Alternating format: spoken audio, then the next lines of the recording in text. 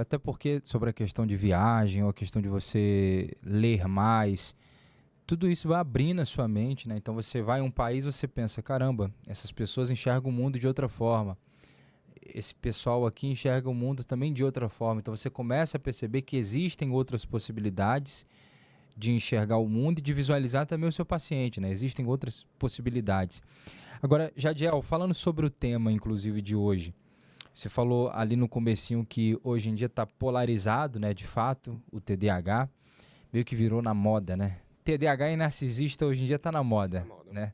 Tá no hype, como diz Como meu teve uma narciso. época que a TAG estava na moda, né? Que é o Sim. transtorno de ansiedade generalizado.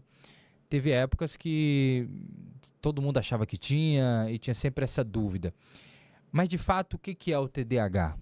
Então, isso é uma discussão que precisa estar muito clara para as pessoas, sabe? Porque o TDAH, né, teve várias formas de ser entendida, mas é um transtorno do neurodesenvolvimento. Eu acho que essa é a primeira coisa que a gente tem que entender, né? Faz parte de uma formação do cérebro, né? E essa formação vai vir com algumas especificidades, né, com algumas neurodivergências, que é um termo muito usado, mas que no TDAH ele faz muito sentido, né? O TDAH ele tem áreas específicas no cérebro que quando você vai desenvolvendo após o nascimento, o seu cérebro continua amadurecendo. Algumas regiões cerebrais elas não vão amadurecer da forma típica, como a gente espera. Então, primeira coisa a gente entender que TDAH não é uma questão de vontade, né? Ele realmente tem uma base neurobiológica muito bem descrita. Na literatura inteira fala sobre isso.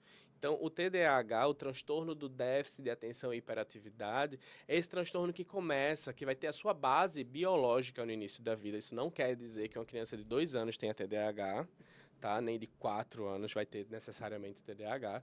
Mas as bases neurobiológicas, elas estão ali. E aí a demanda vai fazer com que isso apareça. Porque se você vai para o nome, transtorno na psiquiatria e para os manuais de psiquiatria, é qualquer situação que gere prejuízo e sofrimento significativo para o sujeito. Déficit é falta. Se você vai para a língua portuguesa, você vai entender que é Sim, falta. Mas também você pode entender déficit como uma diferença entre aquilo que é demandado e aquilo que se tem. Então você pode ter um déficit quando você tem uma quantidade X, mas a demanda é Y, né? Então se a demanda supera ao que você tem, isso é um déficit também de atenção e hiperatividade. E esse nome, ele é o nome científico. Então fala-se, tem TDA, eu tenho TDA, eu tenho TDAH, eu tenho TDAH. Bem, isso é uma forma popular, uma forma que você pode falar numa mesa de bar, num restaurante, entre amigos, mas cientificamente o termo é TDAH. É uma situação que causa sofrimento e prejuízo secundário a um déficit, a uma falta de atenção e ou hiperatividade barra impulsividade. Então a gente precisa ter também essa consciência que para ter TDAH não precisa ter os dois, mas o nome é completo, sabe? A sim. codificação, o manual ele descreve como todo, TDAH. Mas eu sou TDAH do tipo predominantemente desatento. Eu sou TDAH predominantemente hiperativo barra impulsivo. Eu sou TDAH predominantemente combinado. Então, esse termo ele precisa ficar claro, sabe? Precisa ficar claro o conceito, mas precisa ficar claro também essas diferenciações. Porque aí tem gente que diz, como é que fulano tem TDAH? Né? A pessoa aí conseguiu chegar, é médico, né? A pessoa é advogado. Mas qual é o subtipo dessa pessoa? Qual o tamanho do prejuízo? Quais são as outras áreas cerebrais? Porque a gente não é só atenção, né? A gente não é só motricidade, a gente tem inteligência, a gente tem memória.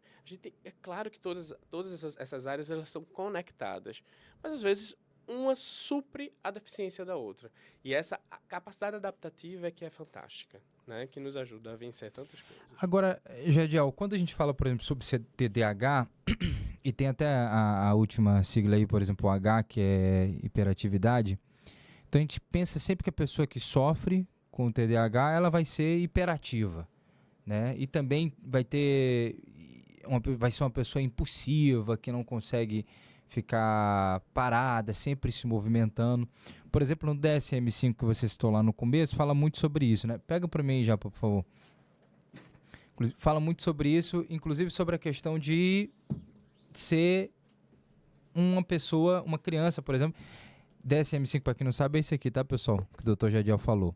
Isso aqui é como se fosse a Bíblia da psiquiatria, né? Tem pessoas Sim. que usam essa expressão. Então, aqui fala, por exemplo, sobre a questão do TDAH, que a criança ela vai ser uma criança que vai ser extremamente impulsiva, aquela criança que não se aquieta, não fica parada. Mas quando, por exemplo, a gente traz para o adulto, Hum. é difícil encontrar isso, né? Essa questão daquele adulto que fica ali igual uma criança se movimentando para cima e para baixo. Como que você enxerga isso? Como a literatura enxerga isso de uma forma geral, sabe? A evolução do TDAH ao longo da vida, né? Como é que é criança, adolescente, como é adulto, o DSM, ele traz bem essa definição, né? Traz detalhes, inclusive, sobre quando for criança, o exemplo é esse, né? Mas quando a gente traz para a vida adulta, a gente vai ver que o sintoma existe, né? Mas ele existe com uma apresentação diferente. Ou seja, você vai precisar observar que esse adulto vai apresentar esse sintoma de forma diferente. O nome, o critério ele é o mesmo, mas a forma como se apresenta ela é diferente. Eu vou te dar um exemplo para facilitar. Eu atendendo uma criança hiperativa, e eu lembro disso, marca a minha vida, né, os atendimentos. E aí eu lembro que ela hiperativa, ela dava estrelinha no meu consultório. Estrelinha, né, naquele...